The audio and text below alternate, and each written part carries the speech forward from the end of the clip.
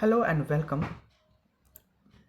In today's session, today we will cover a book summary, and the name of the book is The Courage to Be Disliked, which is written by ICHIRO Kimishi and FUMITAKE KOGA. Let's start the chapter. The chapter number 1, that is Deny Trauma. This chapter challenges the common belief that our past experiences or trauma determine our present behavior. Adlerian psychology rejects causality, that is, past tend to present, and supports teleology, that is, purpose tend to the behavior. The book argues that people use past experiences as explanations, not causes. For example, a person may say, I cannot trust others because I was betrayed in the past. But Adler suggests that the real reason is a present goal to avoid being hurt again. This does not deny pain, but denies that pain controls us. People choose behaviors that serve their current purpose, even unconsciously.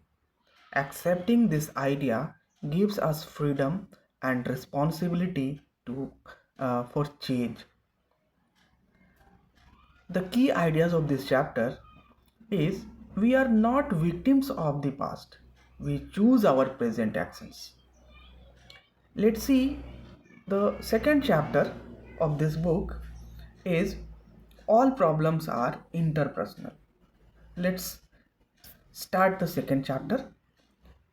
This chapter explains that every human problem arises from relationships. Feelings, the feelings like impurity, jealousy, anger, and anxiety exist only when other people are involved. Adler explains that impurity feelings are natural and can motivate improvement. However, an inferiority complex occurs when a person uses these feelings as an excuse excuse to avoid effort. A superiority complex is also unhealthy. It is an attempt to hide impurity by appearing dominant. Anger is explained as a tool, not an uncontrollable emotion. People use anger to gain power or control in relationship. The key idea of this chapter is understanding interpersonal dynamics helps us take responsibility and reduce conflict. Let's see the chapter number 3, separation of tasks. How we can separate the task. Let's see it. This is one of the most practical chapters. It touches us to clearly separate our tasks from other tasks. Our tasks, let's see. Your actions, choices, and the efforts. But others' tasks, let's see others' tasks. Their reactions, feelings, and opinions. For example, studying sincerely is your task. Exam results are partly others' tasks. Seeing approval causes stress because we try to control what is not ours. When we stop interfering in others' tasks, we gain freedom and confidence. The key idea of this chapter is freedom comes from the focusing only on what we can control. Let's see chapter number 4, where the center of the world is. This chapter explains that many people suffer because they place themselves at the center of the world, constantly seeking recognition and superiority.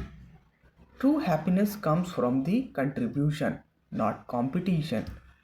Feeling useful to others gives meaning to the life, even without praise. Elder calls this community feelings.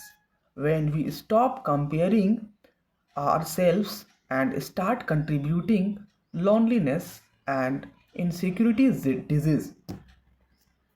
The key idea of this chapter is happiness comes from the contribution, not being special. Let's see chapter number 5. This is the last and the final chapter of this book, is to live earnestly in the here and now. The final chapter teaches us that life is not a straight path towards a future goal, but a series of present moments. Worrying excessively about the future or regretting the past prevents true living. Courage is required to live authentically, accept imperfections, and face life without seeking approval. The key idea of this chapter is live fully in the present and face life without seeking approval. And the key idea of this chapter is live fully in the present without courage and responsibility. And at the end, the overall message of the book: the happiness requires the courage to be disliked, to live honestly, take responsibility for one's life, and contribute to others without depending on approval. Thank you guys to listening this chapter.